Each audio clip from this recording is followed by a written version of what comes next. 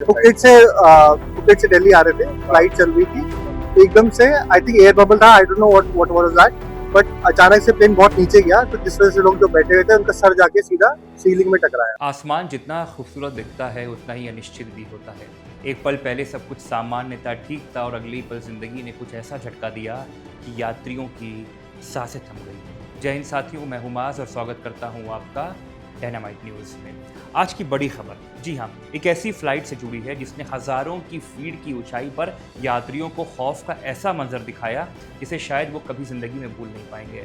Thailand के Phuket से दिल्ली आ रही एयर इंडिया की फ्लाइट AI2379 अचानक भीषण टर्बुलेंस की चपेट में आ गई।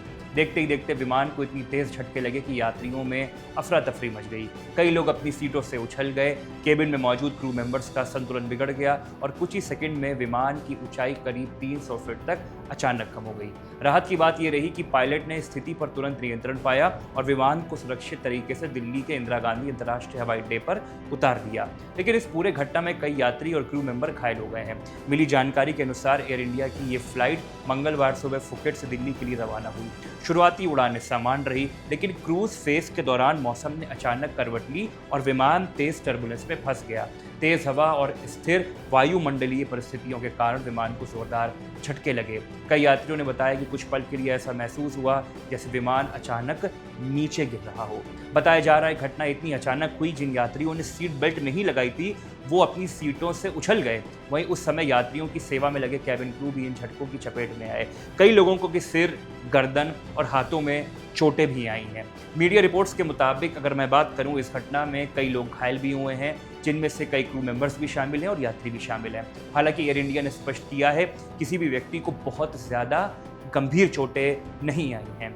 जिन लोगों को चिकित्सीय जांच की आवश्यकता थी उन्हें दिल्ली पहुंचने के बाद एहतियात के तौर पर अस्पताल भेजा गया है। एयर इंडिया ने इस पूरे मसले पर आधिकारिक बयान भी अपना जारी किया। एयरलाइन ने कहा कि फ्लाइट AI2379 को उड़ान के दौरान अप्रत्याशित टर्बुलेंस का सामना करना पड़ा, जिससे विमान की ऊंचाई में थोड़े समय के लिए बदलाव आया। लेकिन पायलट और फ्लाइट क्रू ने सभी आवश्यक सुरक्षा प्रक्रियाओं का पालन किया और विमान को पूरी तरह सुरक्षित तरीके से दिल्ली में उतार दिया।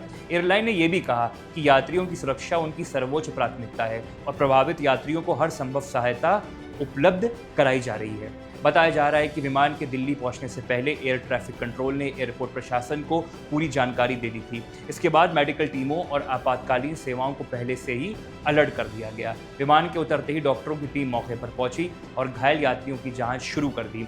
जिन लोगों को अतिरिक्त इलाज की जरूरत थी उन्हें तुरंत अस्पताल भेजा गया। विशेषज्ञों का कहना है कि टर्बुलेंस विमान यात्रा का सामान्य हिस्सा है, लेकिन कई बार ये इतना तीव्र हो जाता है, इंटेंस हो जाता है कि यात्रियों और क्रू को चोट लग जाए। यही वजह है कि विमान में बार बार सीट बेल्ट बांधे रखने की सलाह दी जाती है।